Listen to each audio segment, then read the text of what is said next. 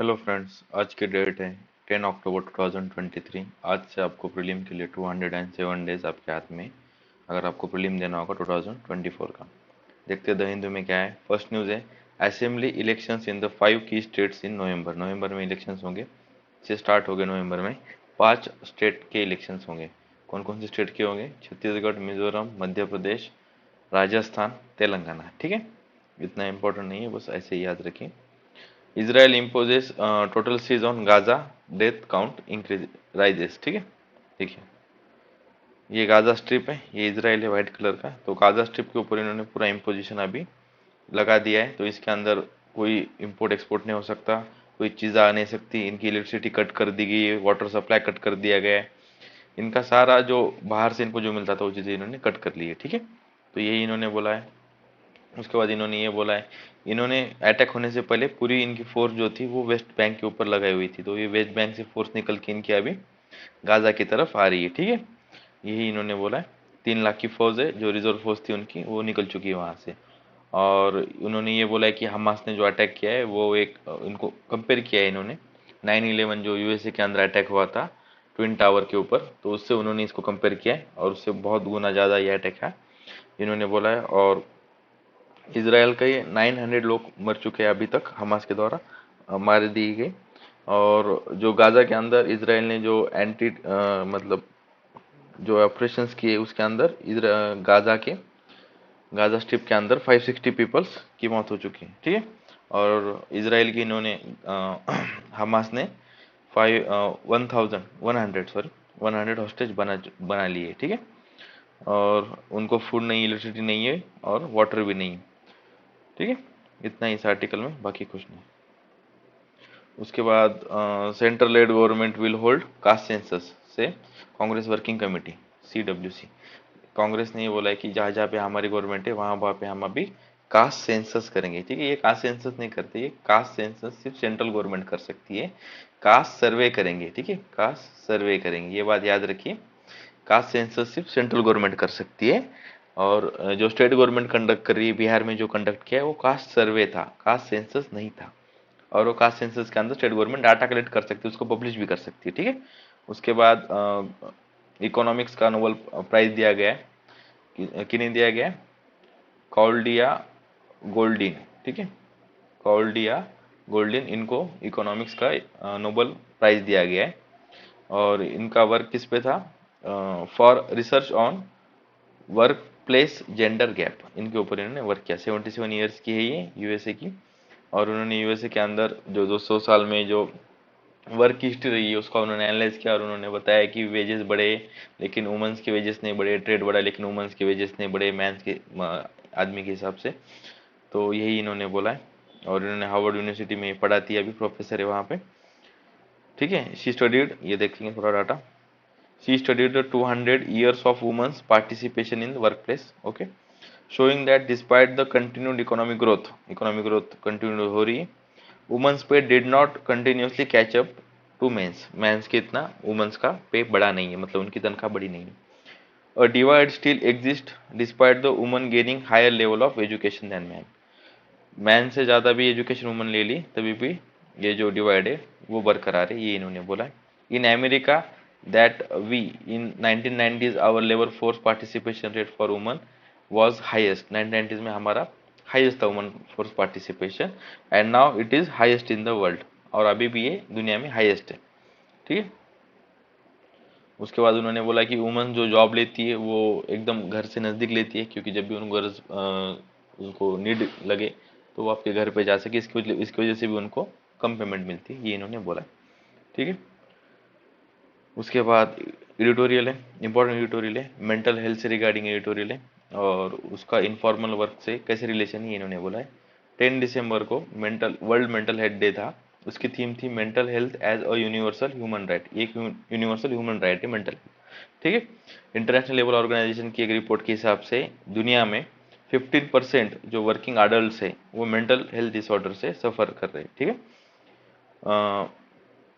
उन्होंने रिलेशन बताया, जैसे कि डिसेंट वर्क ऑर्डर होगा, जैसे कि किसी का स्टेबल जॉब है तो उसका मेंटल हेल्थ अच्छा रहेगा। और किसी कोई अनएम्प्लॉय रहेगा, कोई प्रिपरेशन कर रहा है, ठीक है, तो उसका जो रिस्क टू मेंटल हेल्थ है वो बढ़ जाता है, ठीक है। किसी का वर्क प्लेस पे डिस्क्रिमिनेशन हो रहा है, पुअर है, ठीक है, और अनस्टेबल जॉब है जिसका, तो उसका मेंटल हेल्थ ये रहता है, अनस्टेबल रहेगा और उसका रिस्क ज़्यादा रहता है मेंटल हेल्थ इश्यूज को आने के, ठीक है। इंडिया की स्टडी इन्होंने की है और इंडिया के अंदर इन्होंने बताया कि 90% जो वर्किंग पॉपुलेशन है इंडिया की, वो इनफॉर्मल सेक्टर में। और उनको जो इनफॉर्मल सेक्टर के होने की वजह से उनको कोई सोशल सिक्योरिटी बेनिफिट्स भी नहीं मिलते, जैसे कि लाइफ इंश्योरेंस वगैरह, वो भी उनका नहीं होता। और उन्होंने ये बोला कि अनसेफ वर्किंग इन्वायरमेंट होता है, लॉन्ग एंड्यूरिंग आवर्स होता है, little access to the social and financial protection होता है। इसकी वजह से उनका मेंटल हेल्थ इशू आना मतलब जायज़ है। तो इंडिया की पॉपुलेशन 90% इंडिया की जो पॉपुलेशन है वो सफ़र कर सकती है। और इसके अंदर उन्होंने बोला है कि जेंडर डिस्पैरिटी, मतलब वुमन एंड मेल के बीच में डिस्क्रिमिनेशन भी दिखता है अपने को, जेंडर डिस्पैरिटीज दिखती है। जो 95% जो इंडियन वुमेन्स है वो informal, low paying and unemployment, जो उनका जो काम करने का ये है, वो इनफॉर्मल इस सेक्टर में वो काम करती है और उनको पेमेंट भी कम मिलता है और सोशल प्रोटेक्शन भी नहीं मिलता है, यही इन्होंने बोला है। उसके इसको इसके साथ भी वो पैट्रियार्की से जूझती है। तो ये दो दो तरह के उनसे उन वुमेन्स के ऊपर इंडिया के अंदर बर्डन होता है, ये इन्होंने बोला है। यूनाइटेड नेशंस डेवलपमेंट प्रोग्राम ने अनएम्प्लॉयमेंट एंड पोवर्टी, ये दो चीज़ें बताई है जो जिसकी वजह से मेंटल हेल्थ इशू आ सकते हैं। यूनाइटेड नेशंस डेवलपमेंट प्रोग्राम ने ये बताया, ठीक है, unemployment and poor quality employment. और एक ग्रुप है जिसने स्टडी कंडक्ट की है, इतना इम्पोर्टेंट नहीं है, और वो इंडिया के अंदर उन्होंने स्टडी कंडक्ट की है और उन्होंने बताया कि India youth employment is one of the highest in India, ठीक है। जो अनएम्प्लॉयड यूथ है वो इंडिया में हाईएस्ट है। मतलब सही है, क्योंकि डेमोग्राफिक डिविडेंड के हिसाब से वर्किंग पॉपुलेशन ज़्यादा है अपनी, तो अपना अनएम्प्लॉयमेंट ज़्यादा ही होगी, क्योंकि गवर्नमेंट इतने जॉब दे नहीं सकेगी सबको, और प्राइवेट जॉब में सोशल सिक्योरिटी नहीं होती है, ठीक है। उसके बाद इंटरनेशनल लेबर ऑर्गेनाइजेशन की एक रिपोर्ट है, उसने यहाँ पे बहुत सारा डाटा दिया गया है, ये इंपॉर्टेंट डाटा है, you can coat it in your answers also. तो इसको आप नोट कर लीजिए या फिर ये पीडीएफ बाद में रीड कर लीजिए, ठीक है। इंटरनेशनल लेबर की एक रिपोर्ट आई है, उसमें उन्होंने बताया कि how young workers are shifting more to informal and precarious works accepting. देखो अनएम्प्लॉयमेंट है इसलिए उनको इनफॉर्मल वर्क में जाना ही पड़ेगा, यही उन्होंने बोला है। तो उनको पुअर वर्किंग कंडीशंस मिलेगी, लो वेज मिलेगा, तभी भी उनको they have to accept it, ठीक है। और state of inequality in India report 2022 का इन्होंने हवाला दिया है, state of inequality in India report 2022। इसके अंदर उन्होंने बोला है unemployment rates actually increases with the educational level. जैसे ही एजुकेशन, ये इंपॉर्टेंट कंसेप्ट है, जैसे ही देखिए आपका एजुकेशन बढ़ेगा, your education will increase, your expectation for employment will also with it increase. बहुत सारी महिलाएं, उनका एजुकेशन हाई होने की वजह से उनको उनके लेवल के हाई पेइंग जॉब्स नहीं मिलती, इसकी वजह से वो अनएम्प्लॉयड है, ठीक है। Same condition with man also. लेकिन ये चीज़ें मतलब ये निगलेक्ट हो जाती है जब अनएम्प्लॉयमेंट काउंट की जाती है, ठीक है। स्टेट ऑफ अनइक्वालिटी रिपोर्ट के अंदर यही बोला गया है, unemployment rates are actually increasing with the education level, particularly for educated women's. तो एजुकेटेड वुमेन्स 42% जो इंडिया के अंदर एजुकेटेड वुमेन्स है वो अनएम्प्लॉयड है, ठीक है। और जो ageing, India will also become a ageing society in 20 years, क्योंकि जो वर्किंग, जो इंडिया का डेमोग्राफिक डिविडेंड है वो अभी मिनिमम मीन एज इंडिया के डेमोग्राफिक डिविडेंड का 28-29 ईयर्स है, ठीक है। तो ये 20 साल के बाद ये जनता बूढ़ी हो जाएगी, तो इनकी पॉपुलेशन अभी ज़्यादा है, तो ये पॉपुलेशन आगे बढ़ के बूढ़ी हो जाएगी, तो इनका बर्डन सोसाइटी के ऊपर आएगा, ठीक है। सेंसस 2011 के हिसाब से 33 million elderly people post retirement के बाद भी काम कर रहे थे। उसके बाद इंटरनेशनल लेबर ऑर्गेनाइजेशन ने एक स्टडी की है इंडिया के ऊपर, इंडिया के अंदर जो एल्डरली एम्प्लॉयमेंट है उसके ऊपर। तो उन्होंने बोला है कि इनको proper financial and health care security नहीं दी जाती, इसकी वजह से उनके फिजिकल एंड मेंटल हेल्थ के ऊपर बहुत ज़्यादा असर होता है, ठीक है। इनफॉर्मल सेक्टर्स की वजह से जो मेंटल हेल्थ होता है उसकी वजह से देखो, informal sector faces the mental distress due to the accumulated डेब्ट and rising health care cost. जो उनके ऊपर कर्जा होता है उसकी वजह से भी इनफॉर्मल सेक्टर के बंदे को उतना पेमेंट नहीं होता, तो वो कर्ज लेते हैं, उसकी वजह से भी उनके ऊपर मेंटल स्ट्रेस बढ़ जाता है। और उनके हेल्थ केयर अगर कुछ इशू हो जाता है तभी उनको लोन वगैरह लेना पड़ता है, इन्फॉर्मल सेक्टर से ही लोन लेना पड़ता है। तो उसकी वजह से उनको उनके ऊपर बर्डन आता है, वो मेंटल हेल्थ उनका डिस्टर्ब हो जाता है, यही इन्होंने बताया गया है। मनरेगा के अंतर भी अभी जो फाइनेंशियल सपोर्ट था उसको कम कर दिया गया है। NC national crime record bureau NCRB का एक रिपोर्ट है, इसके अंदर 26% जो सुसाइड हुए उसके अंदर 26% जो लोग थे वो अनएम्प्लॉयड थे। ठीक है, और अनएम्प्लॉयड गारंटीड स्कीम प्रोग्राम के अंदर अनएम्प्लॉयड गारंटी स्कीम प्रोग्राम आना चाहिए, राइटर बोल रहे। और उन्होंने बोला जो गवर्नमेंट ने अभी कोड ऑन सोशल सिक्योरिटी 2020 जिसके अंदर उन्होंने ये कोड लाया था, और इसके अंदर भी इन्फॉर्मल सेक्टर को इन्फॉर्मल सेक्टर के मेंटल हेल्थ से रिगार्डिंग इन्होंने कुछ किया नहीं है। और इन्फॉर्मल सेक्टर की जो नीड्स है उसको इन्होंने सोशल सिक्योरिटी में कोई उसका इन्होंने कुछ प्रोविजंस नहीं किए इन्फॉर्मल सेक्टर के वर्कर्स के लिए, ये इन्होंने बोला है। और उसके बाद सजेशन दिए गए इन्फॉर्मल सेक्टर को इन्होंने कैसे अभी टैकल करना चाहिए। तो ये बताया कि करंटली 1% जो बजट है हेल्थ का वो सिर्फ एलोकेट किया गया है मेंटल हेल्थ के लिए। हेल्थ का अगर 100 रुपये बजट होगा तो उसका 1 रुपया सिर्फ मेंटल हेल्थ के लिए किया है, तो इस पे पहले चेंज करो आप। उसके बाद उन्होंने बताया है कि आप डिजिटल हेल्थ प्रोग्राम पे फोकस जो कर रहे हो उसकी वजह आप मेंटल हेल्थ प्रोग्राम पे और फोकस कीजिए, मतलब ऑन ग्राउंड फोकस कीजिए, ये इन्होंने बोला है। और mental health report 2000 world mental health report 2022 का एक ऑब्जर्वेशन इन्होंने दिया है, addressing the mental health involve the strengthening, ये इंपॉर्टेंट है। ठीक है, यहाँ पे देखिए world mental health report 2022 observe that addressing the mental health involves, कैसे मेंटल हेल्थ को स्ट्रॉन्ग किया जाए, क्या इसको एड्रेस करने के लिए क्या किया जाता है। Strengthening the community based care, people centred, recovery oriented and human rights oriented care, ये इन्होंने करना चाहिए। There is urgent need for provocation policies, proactive policy होनी चाहिए। ठीक है, मतलब पहले एक्शन, पहले कॉज होने से पहले उसको आप रोकना चाहिए। ठीक है, ये इन्होंने बोला कि इसके लिए गवर्नमेंट ने काम करना चाहिए। इस अगर ये काम करोगे तो आप एसडीजी गोल 3 जो किस रिगार्डिंग है, गुड हेल्थ एंड वेलबींग्स, और एसडीजी गोल 8, ठीक है, ये किसी रिगार्डिंग है, डिसेंट वर्क फॉर ऑल और इकोनॉमिक ग्रोथ, ये दोनों भी फुलफिल हो सकते हैं अगर इसकी मेंटल हेल्थ अच्छी रहेगी। यही आर्टिकल में दिया गया है। ठीक है, इंपॉर्टेंट आर्टिकल है, डाटा अच्छा है इसके अंदर। ओके, उसके बाद the number of civilian displace in the Gaza strip. देखो इसराइल जब अटैक कर रहा है गाजा स्ट्रिप पे तो उन्होंने एक नोटिफिकेशन इशू किया, उसके अंदर उन्होंने बोला है कि अगर जो भी सिविलियन रह रहा है गाजा पट्टी के अंदर आप उसको इविक्ट करो, हम अटैक करने वाले हैं। तो उसके अंदर 1.23 लाख लोगों ने डिस्प्लेस हुए गाजा पट्टी के अंदर से। ठीक है, उसके बाद शेड्यूल एरिया से रिगार्डिंग एक आर्टिकल है, तो इसमें दिया गया है इंपॉर्टेंट आर्टिकल है, 750 शेड्यूल ट्राइब से इंडिया के अंदर, और वो 8.6% ऑफ इंडिया की पॉपुलेशन फॉर्म करती है। ठीक है, तो शेड्यूल ट्राइब्स को डील करने के लिए एक ही आर्टिकल है। ठीक है, आर्टिकल 244, आर्टिकल 244 इंडियन कॉन्स्टिट्यूशन के अंदर ये आर्टिकल है जो एडमिनिस्टर करता है दो चीजों को, शेड्यूल एंड ट्राइबल एरियाज को, ये याद रखना। शेड्यूल भी एरियाज आते हैं इसके अंदर और ट्राइबल एरियाज भी आते हैं। तो आर्टिकल 244 का सब क्लॉज 1 जो है वो फिफ्थ शेड्यूल, ये याद रखना, fifth schedule provisions to the schedule areas notifying any state other than. ठीक है, article 244 sub clause 1 provides for application of fifth schedule provisions to the scheduled areas notified in any state other than Assam, Meghalaya, Tripura, Mizoram, ये 4 state छोड़ के किसी भी state को notify कर सकते हैं फिफ्थ शेड्यूल एरिया। ठीक है, और जो सिक्स शेड्यूल एरिया है उसको डील करने के लिए आर्टिकल 244 सब क्लॉज 2 है। The six schedule area applies to the states as per the 244 sub clause 2 के हिसाब से सिक्स शेड्यूल एरिया आता है। ठीक है, पहले दो चीजें याद रखिए, आर्टिकल 44 के अंदर, आर्टिकल 244 के अंदर दो चीजें आती है, शेड्यूल एंड ट्राइबल एरियाज। ठीक है, schedule area and tribal areas आते हैं, और उसका आर्टिकल 244(1) जो है वो फिफ्थ शेड्यूल एरिया को आता है, और आर्टिकल 244 सब क्लॉज 2 जो है वो सिक्स शेड्यूल एरिया में आता है। ठीक है, इतना क्लियर।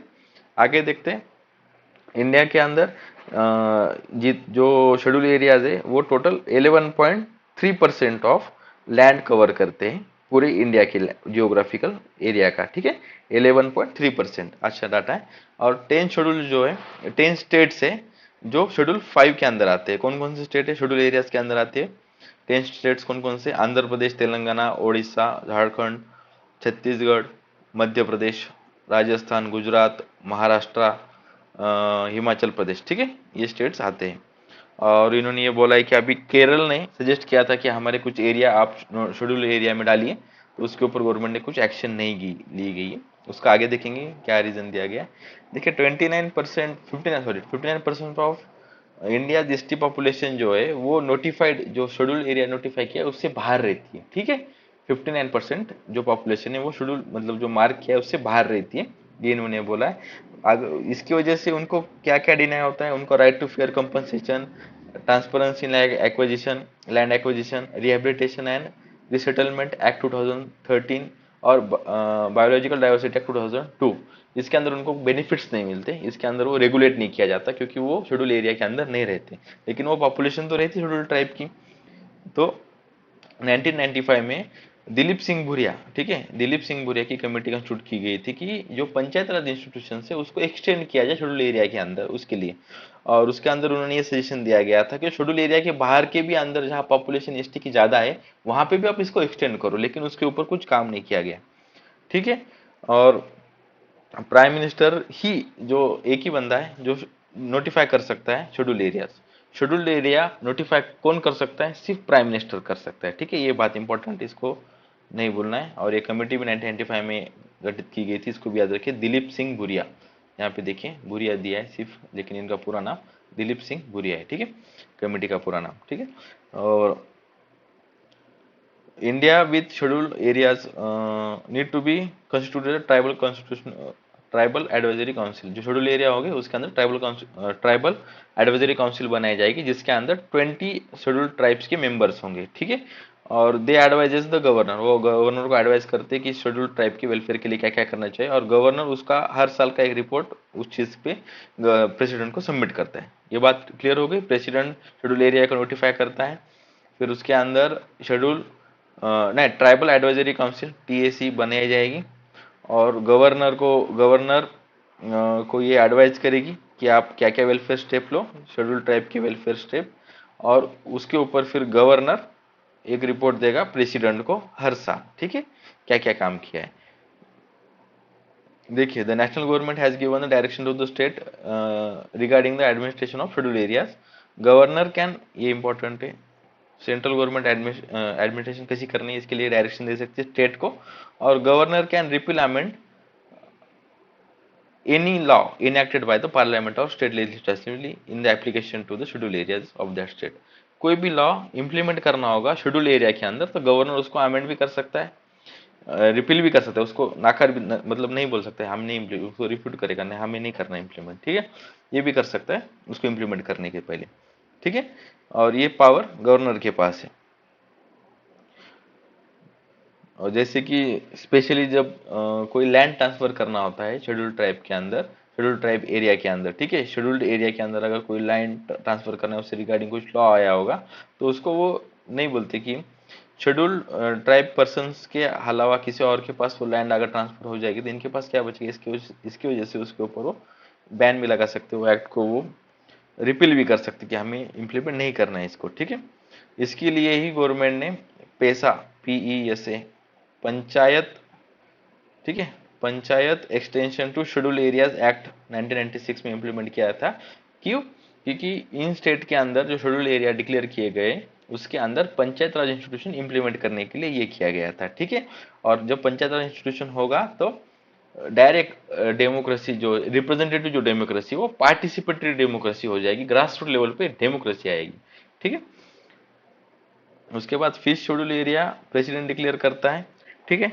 और वो कोई भी एरिया, उसके लिए कोई क्राइटेरिया नहीं दिया है, अभी यहाँ पे ही कॉन्फ्लिक्ट शुरू होगा, क्राइटेरिया नहीं दिया गया है और उसके दिल पे वो कोई भी एरिया डिक्लेयर कर सकते हैं कि शेड्यूल्ड एरिया है बोल के, ठीक है।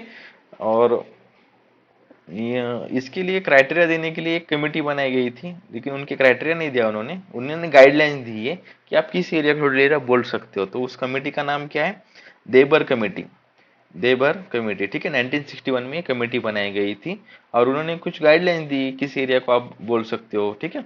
जहाँ पे ट्राइबल पॉपुलेशन ज्यादा उसको बोल सकते हो, compactness and reasonable size of the area, लेकिन उस एरिया की साइज भी ज्यादा बड़ी होनी चाहिए, मतलब लैंड एरिया वो भी बड़ा होना चाहिए, उनकी पॉपुलेशन भी बड़ी होनी चाहिए।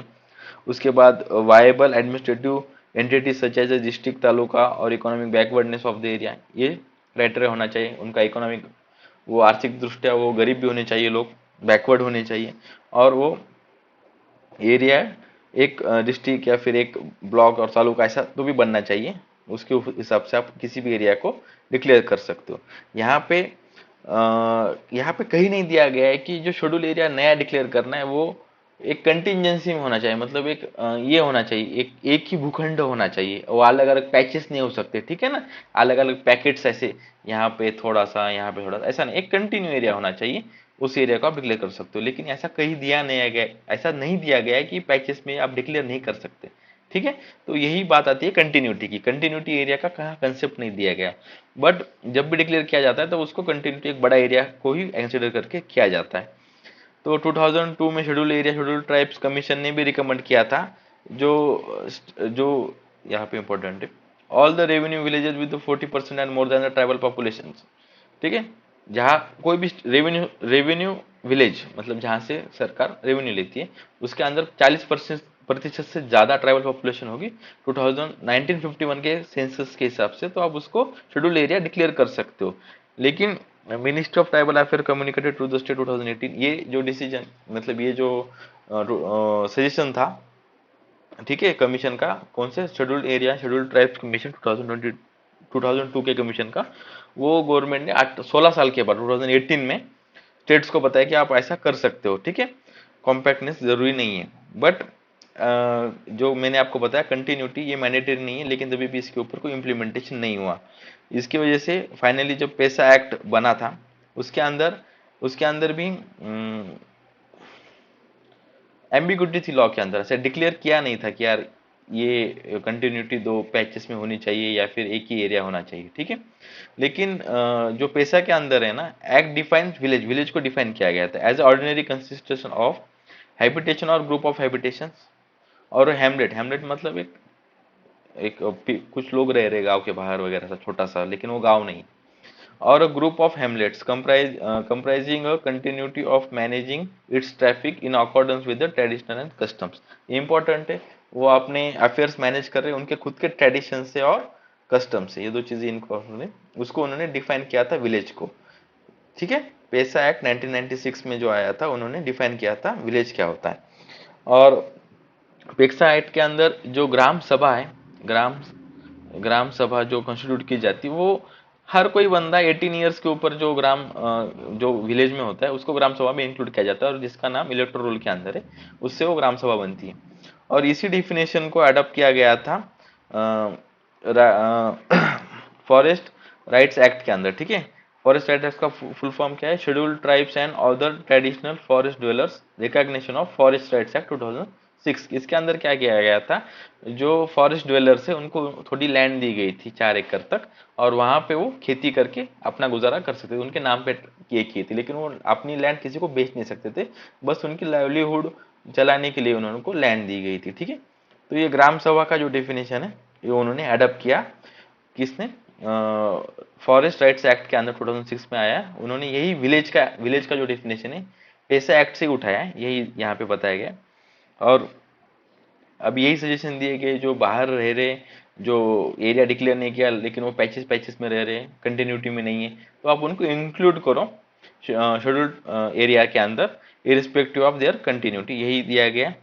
उसकी वजह से उनको बेनिफिट्स मिलेंगे जो उनको डिनाई हो रहे थे फॉरेस्ट राइट्स एक्ट के अंदर, बाकी के यहाँ पे जो अपन डिस्कस किए उतने सारे एक्ट्स के अंदर के उनको बेनिफिट्स मिलेंगे, यही आर्टिकल में दिया गया, ठीक है। उसके बाद Israel Hamas conflict cast shadow on economic initiative. देखो I2U2 जो बनाया था India, Israel, USA and UAE, ये 4 कंट्री एक साथ आके थे, इन्होंने I2U2 एक ऑर्गेनाइजेशन बनाया था। तो वहां पे ये लगा था कि इकोनॉमिक कॉपरेशन बढ़ेगा, ये होगा वो होगा, लेकिन कुछ हुआ नहीं, क्यों, क्योंकि अभी इजराइल इंस्टेबल है, ठीक है। उसके बाद IMEC India middle east economic corridor जो बनाया था, ठीक है, इसमें अंदर भी हाइफा हाइफा हाइफा नाम का एक पोर्ट है इसराइल के अंदर, उससे कनेक्टिविटी बनेगी अपनी, ठीक है, आगे ग्रीस के साथ। तो वो भी अभी इंस्टेबल हो गया है।